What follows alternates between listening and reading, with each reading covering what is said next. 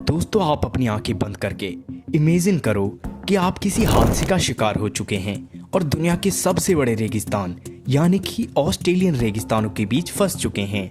दोस्तों, ऑस्ट्रेलियन रेगिस्तान का एरिया 14 लाख स्क्वायर किलोमीटर का है और ये दुनिया का चौथा सबसे बड़ा रेगिस्तान है। आप इस ऑस्ट्रेलियन रेगिस्तान में गुम चुके हैं और आपके पास ना ही तो पीने के लिए पानी है और ना ही खाने के लिए खाना। इवन आपके पैरों में पहनने के लिए आपके पास कोई शूज भी नहीं है। खुद को बचाने के लिए आपको कौन सी दिशा में आगे जाना है यह भी आपको पता नहीं है। रेगिस्तान का 45 डिग्री का तापमान आपको हर मिनट जला रहा है।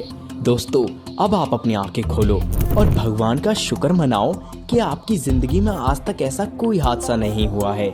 लेकिन दोस्तों, आज मैं आपके साथ जो real life survival story share करने वाला हूँ वो कोई मनगढ़ंत कहानी नहीं है, बल्कि वो एक रियल लाइफ स्टोरी है जिसे जानने के बाद आपकी आत्मा कांप उठेगी। दोस्तों, ये कहानी है रिकी मैगी की, जिनका जन्म 1970 को ऑस्ट्रेलिया में हुआ था। उनका बचपन पूरी तरह मिडिल क्लास फैमिली के बीच में गुजरा था। टीन एज में ही उनकी फैमिली पर फाइनेंशियल क्राइसिस आ चुका था और इसी बीच उनके फादर की भी मृत्यु हो गई। उनके पास पैसे नहीं थे, इसलिए उन्होंने अपनी पढ़ाई भी छोड़ दी और जिम्मेदारी का बोझ उनके कंधों पर आ गया। उन्होंने इलेक्ट्रिशियन से लेके मछुआरे तक, मछुआरे से लेके वॉचमैन तक सारे काम किए। इतने डिटर्मिनेशन के बाद उनकी लाइफ अच्छी होने वाली थी। 2006 में जब वे 35 साल के थे तब उन्हें वेस्टर्न ऑस्ट्रेलिया की पोर्ट से एक सरकारी नौकरी के लिए ऑफर लेटर मिला। इस ऑफर को रिक्की गंवाना नहीं चाहते थे, इसलिए रिक्की उस जॉब को हासिल करने के लिए वेस्टर्न ऑस्ट्रेलिया में जाना चाहते थे और वे ईस्टर्न ऑस्ट्रेलिया में रहते थे। वेस्टर्न ऑस्ट्रेलिया फ्लाइट से जाने के लिए उनके पास इतने पैसे नहीं थे, इसलिए उन्होंने रोडवे से वेस्टर्न ऑस्ट्रेलिया जाने का फैसला किया। दोस्तों, यहाँ पर मैं आपको बताना चाहूँगा कि ऑस्ट्रेलिया दुनिया के सबसे बड़े कंट्रीज में 6th रैंक में आता है। यहाँ तक कि ऑस्ट्रेलिया की मोस्ट ऑफ द पॉपुलेशन समुद्र के साइड से 50 किलोमीटर की दूरी तक रहती है। मतलब कि ऑस्ट्रेलिया एक बड़े आइलैंड की तरह है जहाँ पर लोग सिर्फ बीच के साइड पर ही रहते हैं, जिसकी वजह से ऑस्ट्रेलिया का मिडिल वाला हिस्सा बहुत ही सुनसान है। दोस्तों, मिडिल वाला हिस्सा इतना सुनसान है कि वो एक रेगिस्तान बन चुका है। इसी रेगिस्तान वाले एरिया को द ग्रेट ऑस्ट्रेलियन डेजर्ट कहते हैं। रिक्की ने इसी रेगिस्तान से जाने का फैसला किया था। उनके पास इस सफर में जाने के लिए पैक फूड, पानी और अगर गाड़ी का पेट्रोल खत्म हो जाए तो एक्स्ट्रा पेट्रोल भी था। मतलब कि रिक्की अपनी जर्नी के लिए पूरी तरह से प्रिपेयर थे। पर ऐसा क्या हुआ जिसकी वजह से रिक्की को 72 दिन तपते रेगिस्तान में गुजारना पड़ा? जानने के लिए कहानी के अंत तक बने रहिए। दोस्तों, हुआ यूं था कि जब रिक्की वेस्टर्न ऑस्ट्रेलिया को जाने के लिए रेगिस्तान से अपनी गाड़ी से जा रहे थे तब रिक्की को रेगिस्तान में 3 लोग मिले जो रिक्की की तरह रेगिस्तान से सफर कर रहे थे और उनकी गाड़ी खराब हो चुकी थी।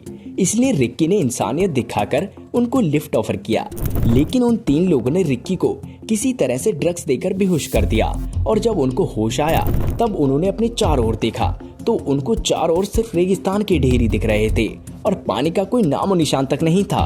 उन्हें कुछ पता नहीं था कि वो कहां पर हैं। सर पर सिर्फ सूरज की तपती हुई धूप थी और वहां का तापमान 45 डिग्री सेल्सियस के आसपास था। उसके बाद उन्होंने खुद को चेक किया तो उनके पैसे, मोबाइल और बाकी का सब कुछ सामान चोरी हो गया था।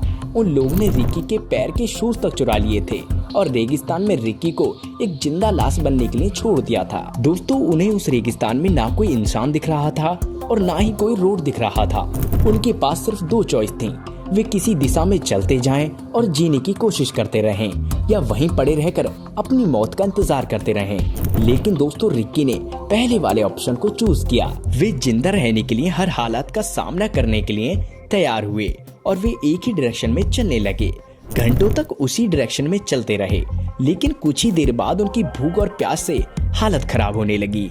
उन्हें भ्रम होने लगा कि सामने पानी है, लेकिन वहां पहुंचने के बाद उन्हें हाथ में सिर्फ धूल ही मिली। थोड़ी देर चलने के बाद उनके सामने एक रेत का पहाड़ आया। उसके ऊपर चढ़ने के बाद उनको एक नदी दिखी। पहले तो उनको अपनी आंखों पर विश्वास नहीं हुआ, लेकिन वे जीने का एक भी मौका नहीं छोड़ना चाहते थे। उन्होंने जब जाकर चेक किया तो उनको बहुत खुशी हुई, लेकिन उनकी खुशी कुछ ही पलों की थी क्योंकि उस नदी का पानी बिल्कुल भी पीने लायक नहीं था। इसके बाद उन्होंने पानी के बहाव के साथ ही अपना रास्ता चूज किया। दिन के ऊपर दिन गुजर रहे थे और रिक्की अब भूल चुके थे कि उनको रेगिस्तान में रहकर कितने दिन हो चुके हैं।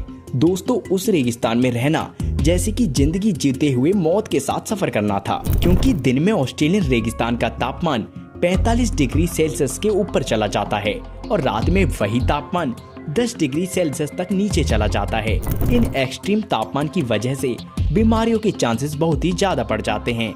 दोस्तों, बीमारियों के क्या बल्कि मरने के चांसेस 99.99% होते हैं। लेकिन रिक्की के पास ऐसी विल पावर थी कि उनके आगे मौत ने भी घुटने टेक दिए थे। उन्होंने खुद को जिंदा रखने के लिए हर संभव प्रयास किया। उनके पास रात को ठंड से बचने के लिए कपड़े नहीं थे, तो उनको गुफाओं का सहारा लेना पड़ता था। अब रिक्की की बॉडी जवाब देने लगी थी और उनको अब लग रहा था कि अब मैं जिंदा नहीं बचूंगा। लेकिन अंदर से एक और आवाज उनको यह कह रही थी कि रिक्की, तू कहीं ना कहीं इस रेगिस्तान से जिंदा बाहर निकल सकता है। और खुद को जिंदा रखने के लिए उन्होंने सांप, कीड़े और मकोड़े और पता नहीं क्या क्या खाए और इसी उम्मीद पर वे रेगिस्तान से निकलने का रास्ता ढूंढते हुए एक दिन ब्रंदू कैटल स्टेशन तक आ गए।